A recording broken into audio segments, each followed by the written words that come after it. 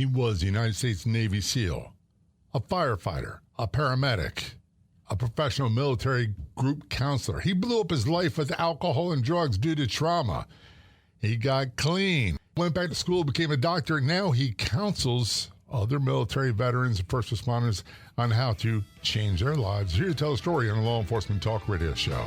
Welcome to the Law Enforcement Talk Radio Show. In the Law Enforcement Talk Radio Show, we are joined by special guests talking about their experiences, their realities of investigating crimes, plus those who have experienced horrendous trauma. Police, first responders, military, and victims of crime share their stories. Hi, I'm John J. Wiley. In addition to being a broadcaster, I'm also a retired police sergeant. Be sure to check out our website, letradio.com, and also like us on Facebook. Search for the Law Enforcement Talk Radio Show.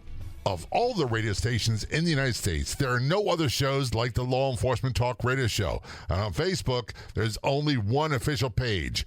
Do a search on Facebook for the Law Enforcement Talk Radio Show, and be sure to like the Law Enforcement Talk Radio Show Facebook page. Joining us from the Northern Virginia area, we have Dr. Tony Dice on the Law Enforcement Talk Radio Show. Dr. Dice was a U.S. Navy SEAL. He was a firefighter, a paramedic. He's a professional military group counselor. And words that a lot of people describe, he blew up his life with alcohol and drugs due to trauma. And he now counsels and works with military, other first responders, so they can get their lives together. Best place to find him is online at bishopdicedefense.com. That's bishopdicedefense.com. Dr. Tony Dice, thanks for being a guest on the show and for your service. Both very much appreciated. It's an honor, Jay. Thank you so much for having me, man. This is awesome. It's pretty cool. Number one, and here we did talk a little bit. So I grew up in the Norfolk, Virginia area. My dad was a career Navy guy. When he retired, we moved to Southern Maryland. But one of my first jobs as a young adult was being a bouncer at a go-go bar. And back then, you had to have bikinis on. It was a crazy, crazy environment. Then I was a cab driver. I remember being a cab driver and waiting for rides outside of, what's the Navy base where all those Navy SEALs are, and right where the Norfolk, Virginia beach line is. Little Creek. I was out there and practicing with my nightstick. It was crazy, crazy time. Yeah, those times with the brass bell down there. Yeah, very common. I remember the Pacey's well. And I saw from one at bishopdicedefense.com, and check it out. Dr. Tony Dice went back to school. He went to Old Dominion University, and I was a student at Old Dominion University in the late 70s, but I majored in drinking, had a minor in sociology. I got a DNF, a minor, and a 4.0 my major. I was out in no time. There you go. It was a different time. And by the way, I'm glad that we get to talk, because I look at your story briefly, and you almost didn't make it. That's right. There were several points where I, through no help of my own, just about, I made it way harder than I should have been. I mean, definitely. I definitely took the hard road. And on paper, I looked like I was hitting all the marks, stellar performer, hard charger. But underneath the hood, man, things are way out of whack. There was a lot going on. Before we get into, was the Navy SEAL first or the firefighter paramedic first? It started off as firefighter. Those guys were awesome guys. I love the crew. I love the action.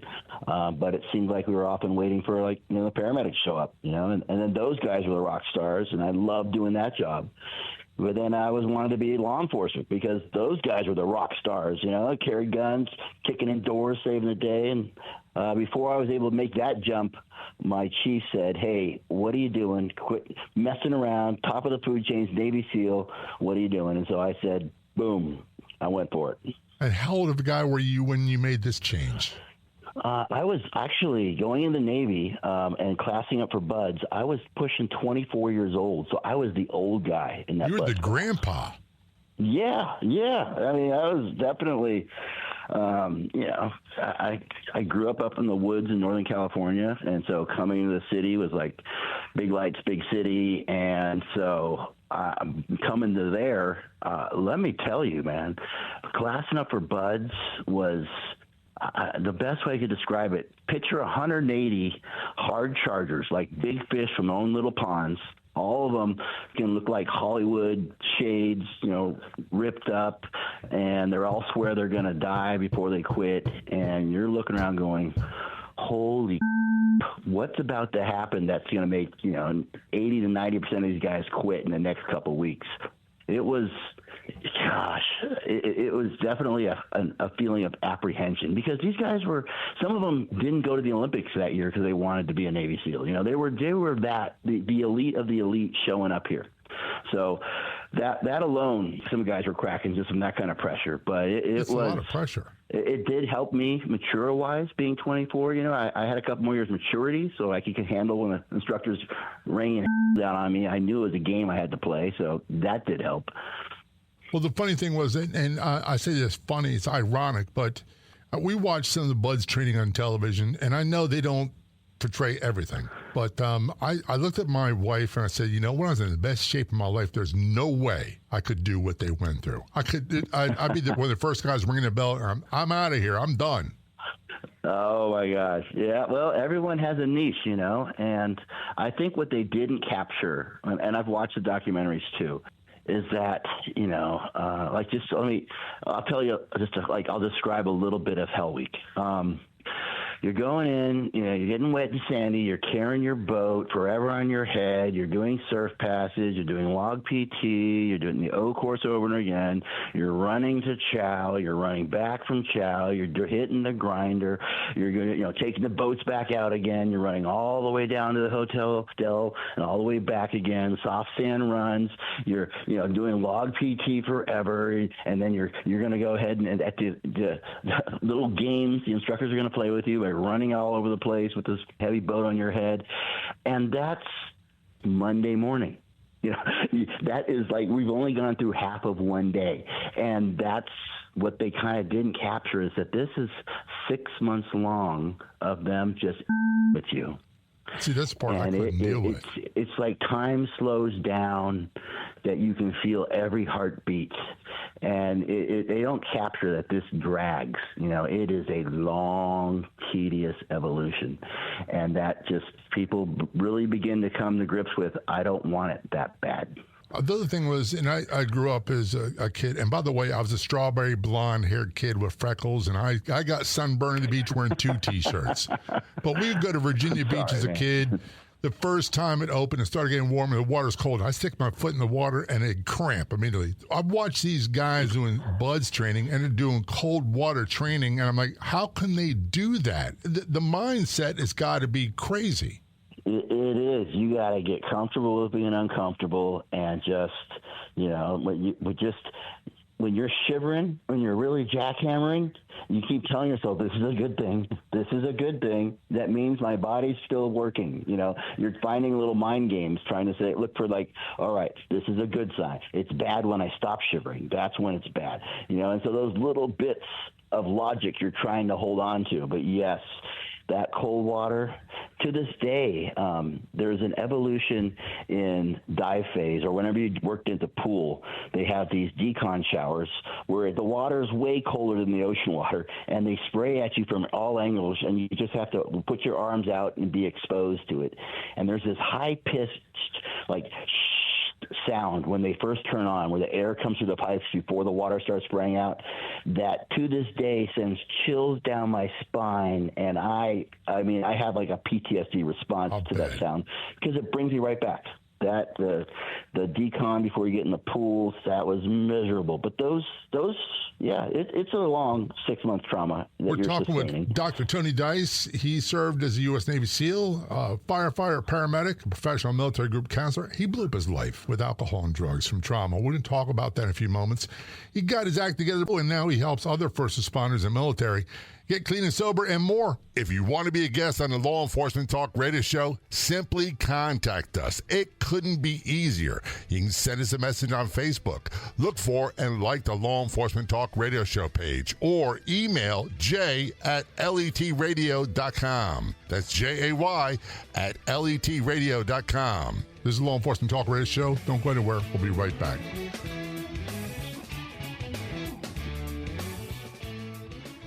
Be sure to check out our website, letradio.com. That's letradio.com. There you'll find episodes of the show available as a podcast after airing on radio. And they're always free. There's 700 plus episodes on there right now. There's blogs. Get information about our sponsors. All that and much more at letradio.com. Again, the website is letradio.com.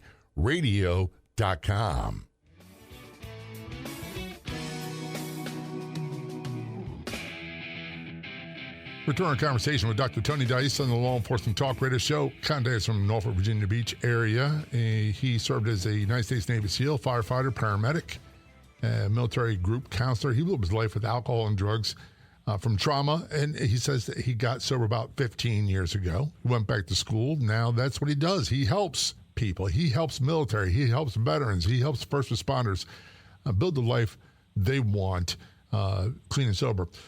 Before we go into your story, Doctor, when we look back, sometimes, and not going into great details of me, I look back and say there was the guy before 1992, that's when I got sober, and there's a guy after. And sometimes they seem like two totally different guys. Absolutely true. Do you ever look back and go, 100. Who was that guy before? I know that's part of why I'm where I am and why I do what I do, and I know it's part of me, but sometimes it feels like it's a different character altogether. Oh, yeah. And let me just tell you about the guy before real quick. You know, when I got into the Navy and, you know, after getting through BUD/S, I instantly was drawn to the relationship the Navy had with alcohol. I mean, it was like our emotional currency. If, you know, you and I had a problem, we'd get a drink together and fix it. You know, if I got indoctrinated into a new platoon, dude, alcohol was involved. You know, if I got a raise or an increase in rank, alcohol is involved. If I got a decrease, if something happened negatively, alcohol is involved. If you were having a hard day, all I had to do was reach in my pocket with my flask, and I would be there to help you get through it. I mean, it was the end. It was our Swiss Army knife of emotional well-being. You know, it was how we communicated, showed our love and compassion. It was the glue that held us together. I loved that. I mean, it made everything in my life very easy. It made everything, I loved the way the Navy embraced alcohol and all its traditions, especially at the platoon level. Our guys hit it off. We had a good platoon. We synced, and, you know, when we deployed overseas, that belief followed us. We enjoyed drinking in every continent we visited. It was amazing. I think the problems I was having with drinking and the military was this was all taking place pre 9/11. You know, we were not at war. The golden Conex box had not been opened. It was basically a very boring time to be in the SEAL teams. You know, you give high performers like that no real mission, we're going to find some fun to get into. And I was up for getting into mischief overseas, you know, stealing the flag off the top of the Gibraltar, you know, sneaking out at night, just getting into the mischief was what I did when we out and were partaking, you know. And so as my re-enlistment was coming up, I could see the writing on the wall that, you know, I was headed towards either an alcohol-related incident. I was heading towards, you know, I was at that time dabbling with cocaine and ecstasy, partying a lot. I was heading towards something happening that would hurt me professionally. You know, and up to this point, I've had all good marks. You know, I'm doing well, hard charger, but I could sense that this was not going somewhere good. So when re-enlistment came up, I punched out, and there was a difference in my drinking. You know, drinking really took off. I didn't have like the military guidelines of, hey, you know, you stop drinking now so you can show up sober at this time. And there was a rhythm to your alcohol use. And when you took that cage off this animal, there was no holds barred. I could drink whatever I wanted. I could use whatever I wanted. And I kind of, you know, went off the deep end for a little bit when I got out of the military, like so many of us do. 9/11 kicks off, and all of a sudden, there's this new emotion I'm exposed to. You know, I was angry what was going on with our company. I wanted to do something. I wanted to get involved. But I was also drinking heavily, using a lot of coke, you know, just basically not really fit for going back into the military. but there's this whole other world of contracting. And I jumped on board with that. So now I became a contractor. This was the first time where I wasn't, in active service for my neighborhood, my community, my country. I'd been a paramedic, firefighter, Navy SEAL, but now I'm deployed chasing the dollar. And there is a lack of honor to that. And I could feel that. I was very aware that when I was overseas in country, I was there not on behalf of my country. It felt darker. I was making a lot more money, allowed to party more when I came back because I wasn't, weren't having drug tests. It was a darker time for me. And so there was this I want to say, this different person emerging out of that, someone who was following a darker path. And that led us to do things that are less than honorable. Yeah. And yeah. So I look at it this way, that person, Tony, is pardon the calling anybody first name, but I got to the point where I became ashamed of who I was. It's one thing to be shameful for about what you do. That's one thing, but being ashamed of who I was totally different. Did you encounter that? I certainly did. I mean, it was like, I was checking the boxes on the surface. I appeared like I had myself squared away. I was still maintaining a good physique. I had money in my pocket. I was presenting myself well. But on the inside, I know that I've changed. I know that I'm drinking way more than I'm letting on. I know that I'm using other substances way more than I'm letting on. And so those secrets begin to build up. And, when we're deployed and overseas, you got more freedoms over there.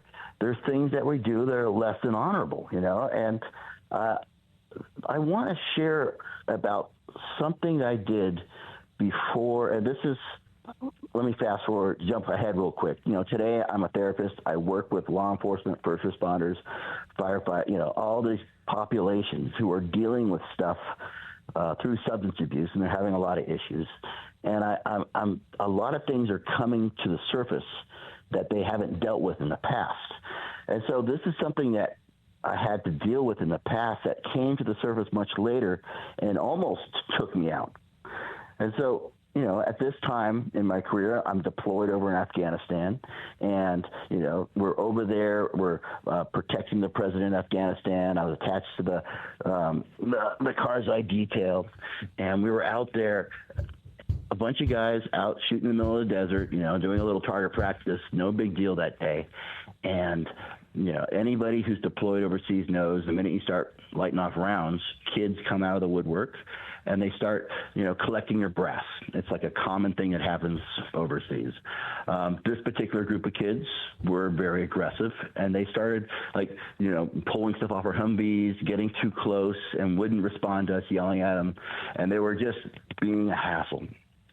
My chief turns to me and goes, "Hey, Dice, deal with these guys," and I'm trying to swish them away, and they won't listen. And he says, "Just mace them." And I'm looking at him and I go, "Oh, we're macing kids now." I pull out my mace and I pepper spray all the kids there, and they run away. Now, this is horrible, but in the context of where I was at and what's going on, this is something that was done. Let me cut you off on that note, and we'll continue the conversation in a few moments. This is the Law Enforcement Talk Radio Show. We're talking with Dr. Tony Dice. He was a United States Navy SEAL, paramedic, firefighter, worked overseas in Afghanistan. He blew up his life with alcohol and drugs. There's no other way to say it. And now he helps others build a life they want. His website is bishopdicedefense.com. You can find us on Facebook. Look for and like the Law Enforcement Talk Radio Show Facebook page. This is the Law Enforcement Talk Radio Show. Don't go anywhere. We'll be right back. You can find us on LinkedIn. Yeah, we have a profile for the show, but my personal profile is the one that's chock full of content. Just do a search on LinkedIn for John J. Wiley. That's JOHN JAYWILEY. Or just go to linkedin.com/in/John, the letter J, Wiley. And be sure to connect.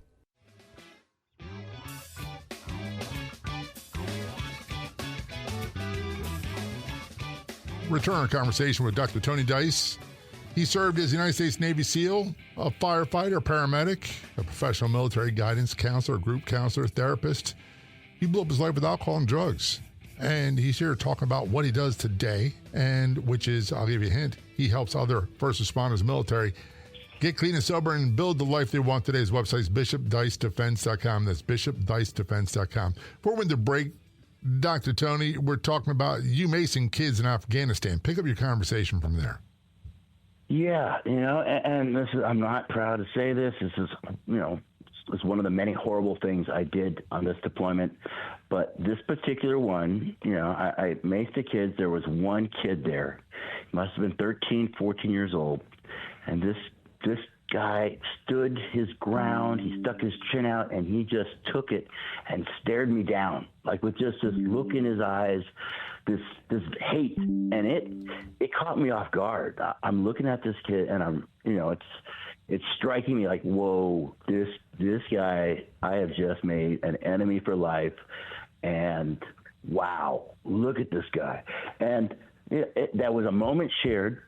I shoot him away. He eventually ran away, and he left. Now, in the scheme of my day that day, this was not even the highlight of my day. There was a lot of stuff going on, but there was a moment there that took place. Fast forward, me finishing that deployment, back and forth to Afghanistan. Whenever I come home from a deployment, I have, trouble reintegrating with the civilian life, having trouble stopping at stop signs, stopping at stoplights, always feel like the car outside me is going to detonate. It's taking me a couple drinks just to drive. It's taking, popping pills so I can relax, going back and forth with deployments, trying to navigate that time of life. All this time, my addiction's growing stronger.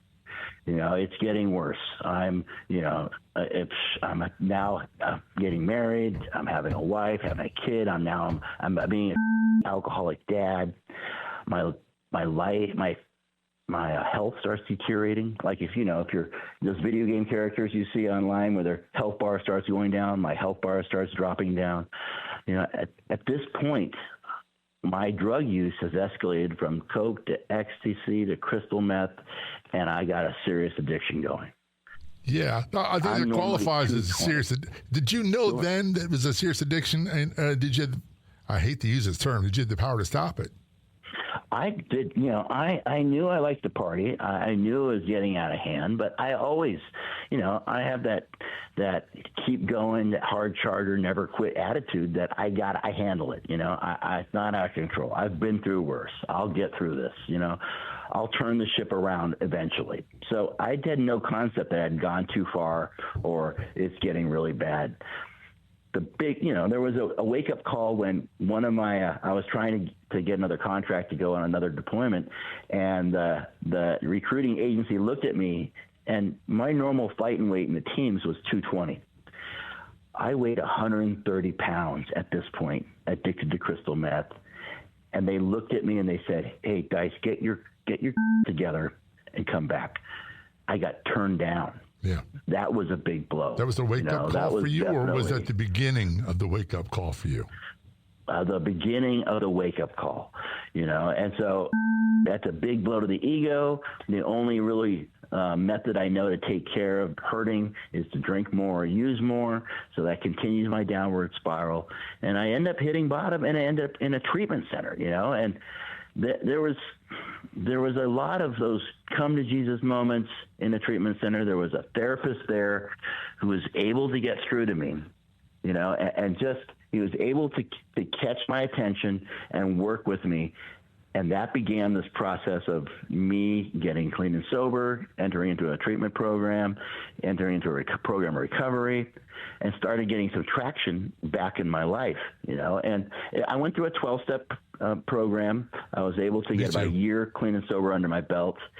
And I began to think about that therapist back in treatment and how he was able to help save me from myself, and my whole life I've been trained to be a hero. All my Kearneys, kit bags, M4, duty belts, dive gear, all this stuff I've carried with me to help save someone.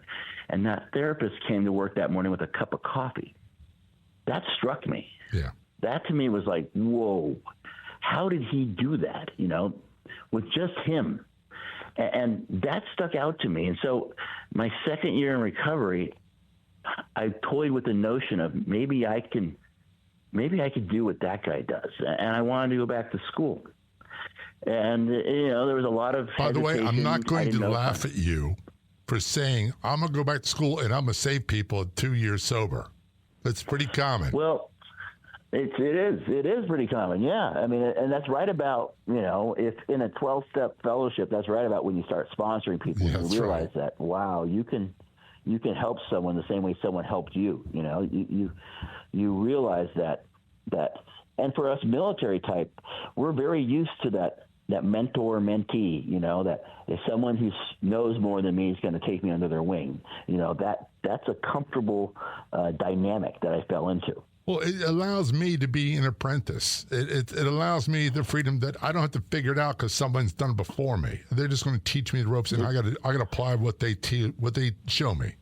Yeah, and so I'm comfortable with that dynamic. I easily adopted it. It made sense.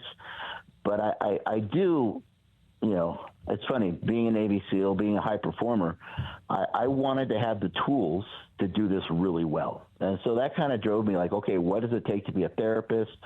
Tell me what degrees I need to get. And I looked that up, and I went back to school, and I got my associates, followed by my undergraduate, and I got my master's, all within 5 years. And where did you get all those at? Oh, I went to ODU. Oh, that's crazy. See, back in my day at ODU, across the street, we had this place called Friar Tuck's, and I used to go there all the time for nickel draft beer night, and I'd go there with $2, and I'd leave hammered and have change in my pocket. That's right. Oh, my gosh. Yeah.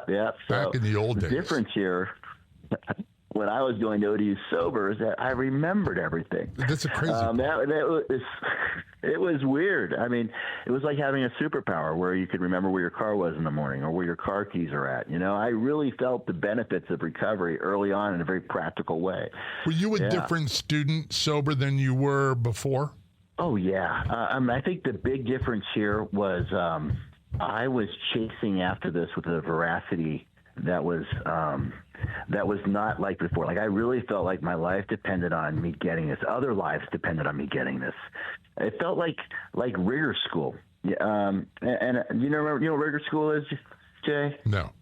All right. Rigor school is an Army school that they'll send the SEALs to and other branches to. It's an Army school where they teach you to pack and repair parachutes. And the final exam for this school is that you have to pack and repair your own parachute. So needless to say, everyone in this class pays attention, and they do whatever they're asked to do, they do with a tenacity. It's literally a life and death pass-fail exam. And this felt like rigor school to me. I wanted this bad, and I chased after it hard, and so I did all the assignments. I did all the extra credit. I was really engaged in the school, and a lot of surprising when you're following the pipeline to be a therapist. You're going in. It's all human services, counseling related. All this work you're doing in that field is a lot of it you've already done working through a program of recovery. Right. It's a lot of self work, a lot of introspection. And so there was a lot of parallels in that and made that journey that much easier for me. We're going to take a short break on the note. We're talking with Dr. Tony Dice. He served as a United States Navy SEAL, a firefighter, a paramedic. He's now a professional military group counselor. He blew up his life with alcohol and drugs from trauma and other things. And his website is bishopdicedefense.com. Bishopdicedefense.com. We're going to take a short break. I promise you, we'll be right back. How would you like a free ebook on tips to improve your health? We're talking about tips you can use for free to add years to your life and possibly improve the quality of your years. Best of all, the ebook is free to download at lethealthy.com. When we say free, we mean free. No credit card, no sales funnels, none of that stuff. So you can download the free ebook to improve your physical health, all while preserving your financial health. Get the ebook for free today at lethealthy.com. That's at lethealthy.com. Again, the website is lethealthy.com.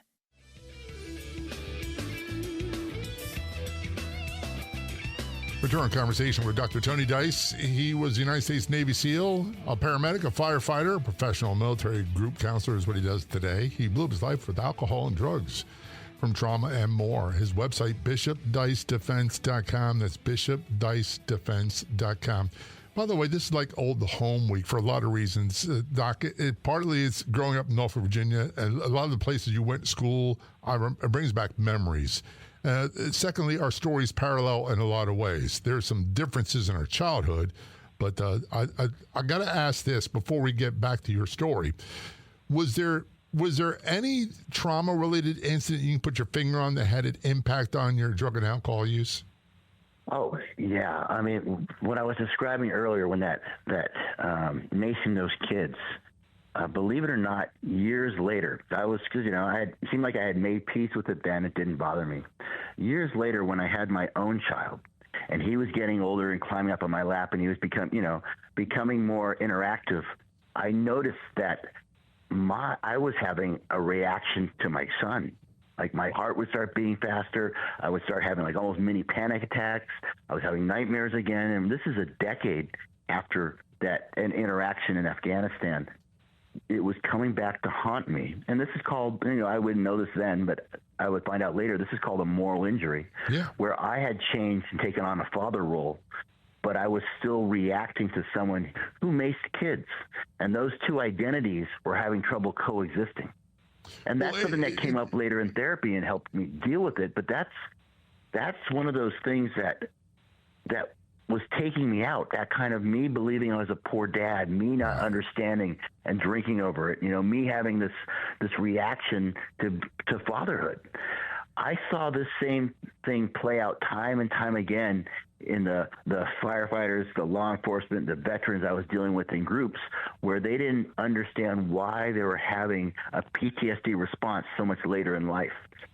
And that's a common theme that we see our heroes struggle with, this not understanding why now, why in this way. And it takes a trained therapist or it takes someone who's been through it to talk to help bring it to surface, repackage it, and put it away in a way that you can handle. That's one of the miracles of this program that I'm hoping this message gets out there that, hey, there's a lot of stuff we get through. There's a lot of things we put ourselves through. It happened with me, and I was at 32, I was ready to die. I've got 30 some odd years of my life that's secondhand.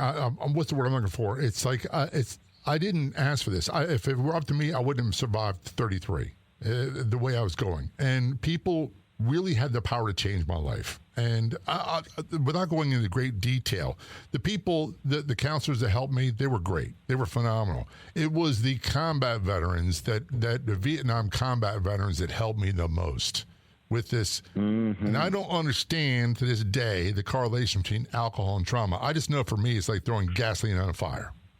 It's true. We use it. We think we're helping a situation, and I tell people it's like pushing the 10 times button.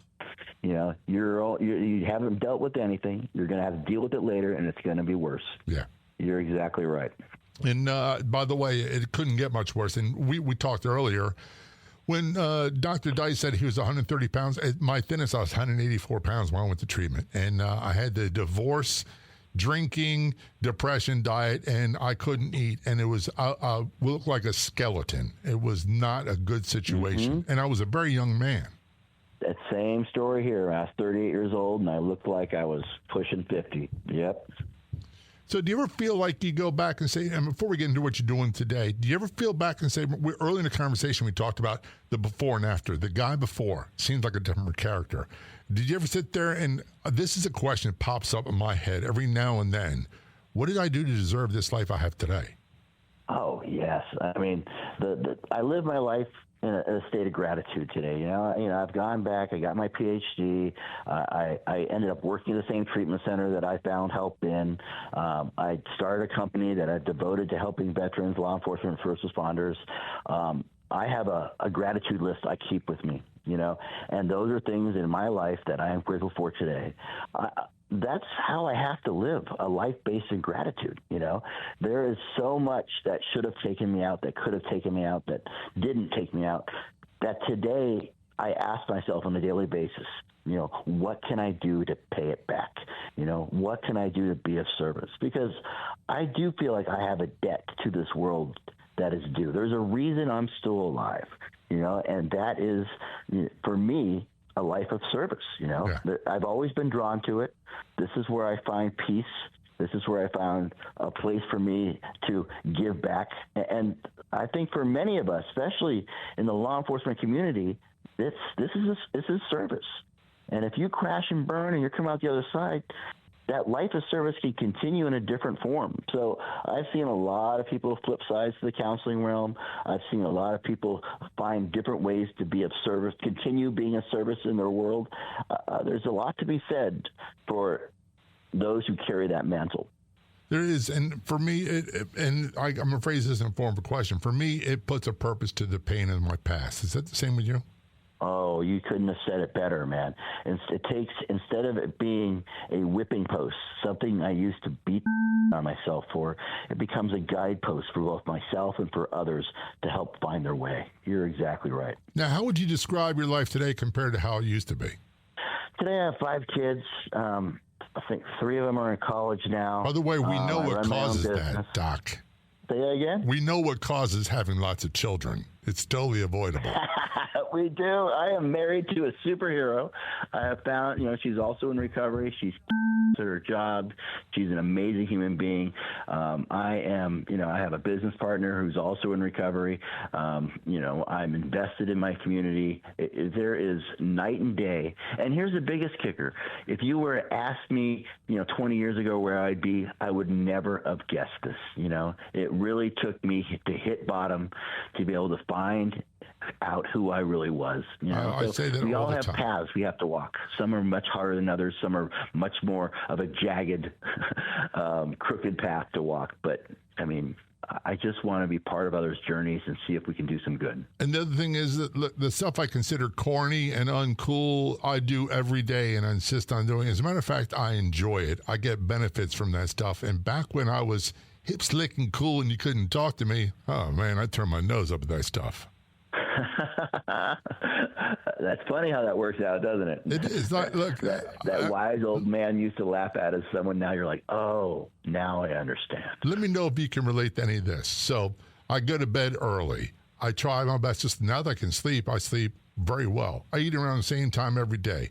I watch what I take in. I don't take in a lot of violence, a lot of trauma, a lot of that stuff because I don't like how it affects me, and I avoid confrontation as much as possible. Wow. When you describe that, what I hear? I hear a series of rituals that keep you grounded. Yeah. And to very much the same extent, I have a series of rituals that I do every day that keep me grounded. We are creatures of habit. We like to have, a firm baseline, no matter how much we want to deny it. The human experience does enjoy having some stability in our existence. So you got your doctorate degree, all that stuff, and now what do you do? Bishop and Dice Defense is a synergy of mental health services, tactical supply, and training. You may think that those things don't go together, but I have found that if I go in for the first year of working with your police department, your fire department, and the whole first year, I'll give you the best gear, the stuff we're using in the SEAL teams, the best training, the best know-how. We'll talk shop, we'll shoot this, get to know each other, we'll laugh at all the crazy we've been through, that you'll get an understanding of who I am and my team is. On year 2, we'll bring in the mental health services. So it's a total bait and switch, but it's the only way I've found to be able to get through these populations that don't want to open up. It works. It works because if you come at me with somebody, I'm to this day, I'm not going to talk to you about it. I'm just not. No, you're not. Can people find you and get in touch with you on your website, bishopdicedefense.com? bishopdicedefense.com. Look me up. You can also, there's a lot of other ways today we can connect. Go to any social media, type in Dr. Dice. You can find me. You can follow me. You'll get first access if you go to drdicebook.com. I have a new book coming out. It's going to be wild. Please check it out. It's a message from me to you. You know, I heard Steven Spielberg share one time that you can argue facts all day long and will never change a thing.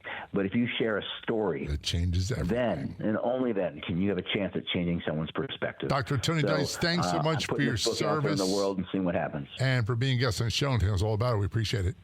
Awesome, man. I'd like to thank our guests for coming on the Law Enforcement Talk Radio Show. The Law Enforcement Talk Radio Show is a nationally syndicated weekly radio show broadcast on numerous AM and FM radio stations across the country. We're always adding more affiliate stations. If you enjoyed the podcast version of the show, which is always free, please do me a favor and tell a friend or two or three. I'll be back in just a few days with another episode of the Law Enforcement Talk Radio Show and podcast. Until then, this is John J. Wiley. See ya.